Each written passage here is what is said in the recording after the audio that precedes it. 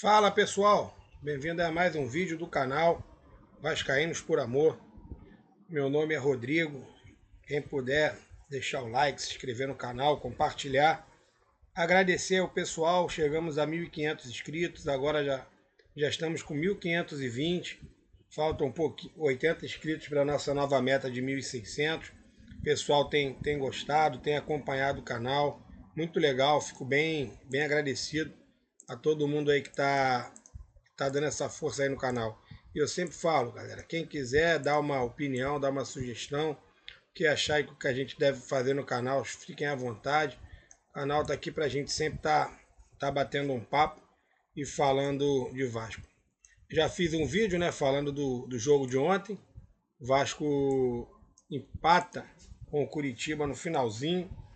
E o Vasco em 3 jogos, tem 3 jogos no Campeonato Brasileiro, como eu falei no vídeo, que o Vasco tomou gol no finalzinho. Um que a gente fez, né? Aliás, um que nós fizemos dois no finalzinho. Um aos 43 e um aos 49, lá no jogo contra o Fluminense, né? Não tem precisão de tempo, mas mais ou menos isso. Contra a Chapecoense nós tomamos aos 45. Contra o Cruzeiro levamos gol aos 50, 49, quase 50. E agora contra o Curitiba tomamos novamente aos 45. E já teve, como eu falei, contra o Palmeiras, aquele lance no finalzinho que o Alan quase empatou o jogo se não fosse o Léo Jardim. Mas agora o Vasco muda o foco, né? Eu até fiz um short falando que se a gente tivesse vencido o Curitiba, traria um pouco menos pressão, né? Uma pressão menor para o jogo contra o Botafogo, por ser um clássico. E o clássico tudo pode acontecer. Vitória, derrota, empate. Então não tem muito como a gente. Ah, tem que vencer, é obrigação vencer. Tá jogando em São Januário, sim, precisa vencer. Mas clássico é sempre clássico. E o Botafogo vem de 2 vitórias. Anunciou o novo treinador hoje, que era o auxiliar do Arthur Jorge. Então sempre movimenta o ambiente. Parece que os jogadores que pediram o treinador, que eles já conheciam da época do Arthur Jorge, então com certeza o Botafogo vem com um ambiente dentro de campo um pouco mais favorável, né? Apesar de do lado de fora o clima tá bem tumultuado. Inclusive o John Textor falando besteira, teve uma reportagem que ele falou aqui não é Vasco, porque na época o Vasco rompeu, né, com a 777 de forma justa e digna. E aí no Botafogo também parece que levantaram essa possibilidade e ele veio mais uma vez falar do Vasco. Espero que o Vasco não, caso a reforma de São Januário saia, né? Espero que sim que saia, apesar de não estar muito confiante. A gente não vê mais ninguém falando nada a respeito de potencial construtivo.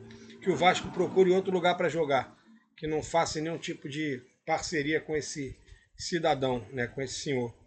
Mas o motivo aqui do vídeo é outro, galera. O Vasco inicia no sábado, né? Uma maratona aí de alguns jogos.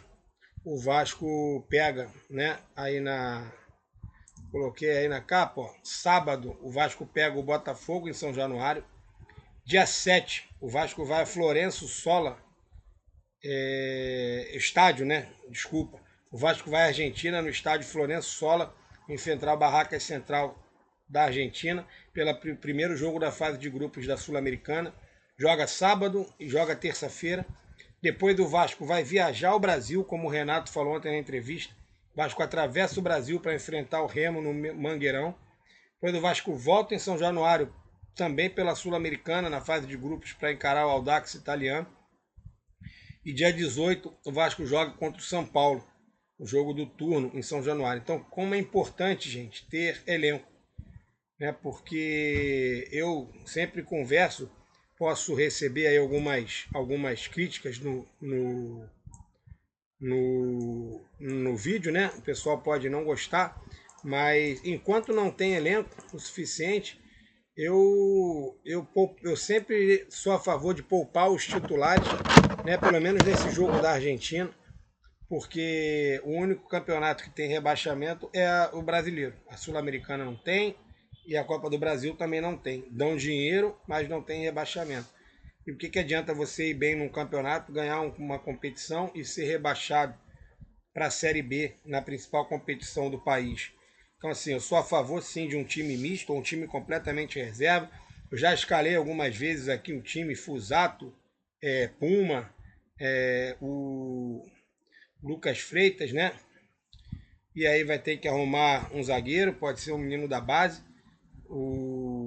E aí bota o Piton, aí no meio campo ali bota o Barro, o JP e o Rojas. No ataque bota Marino, Adson e o Spinelli, porque a gente não sabe a situação do Brenner, né? Espero que não seja nada grave. Espero que ele possa voltar o quanto antes, independente de estar jogando bem ou estar jogando mal. É um ser humano, um pai de família. Espero que realmente ele fez os exames hoje. Até a hora que eu estou gravando esse vídeo, 7h10 da noite, o Vasco não divulgou em nenhuma rede social nenhum laudo, nada. Então, isso é até um pouco preocupante, né? Porque assim, se não fosse nada, de repente o Vasco já teria informado que não é nada.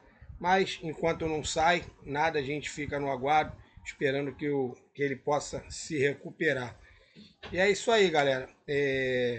Muito obrigado. Então, assim, foco aí nesse mês de abril. O Vasco joga em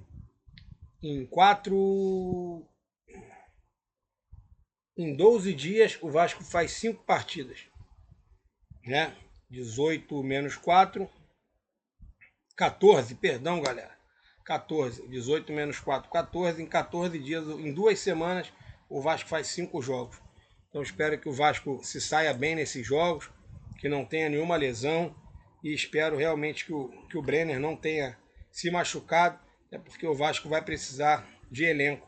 E ontem o David não foi muito bem, então a gente já começa a pensar de repente em alguma solução aí de ataque para o Renato ter.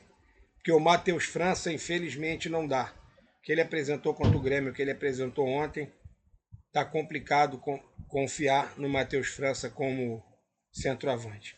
Galera, muito obrigado aí a todo mundo que está se inscrevendo no canal.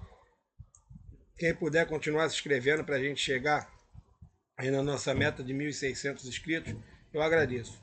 Um abraço, galera. Fui.